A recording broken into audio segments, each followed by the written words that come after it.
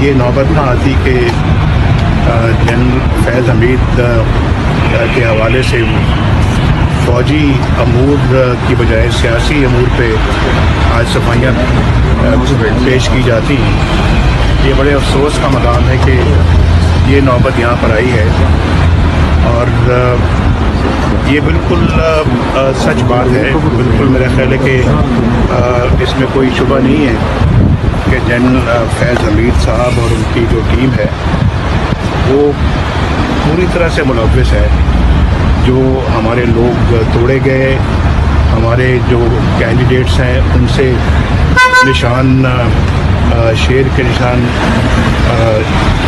چھڑوانے کے لیے ان کا کردار ہے، اور ان کو جیت کا نشان دلوانے کے لیے ان کا کردار ہے، اور ان لوگوں کو پارٹی چھوڑنے پہ مجبور کرنے میں ان کا کردار ہے۔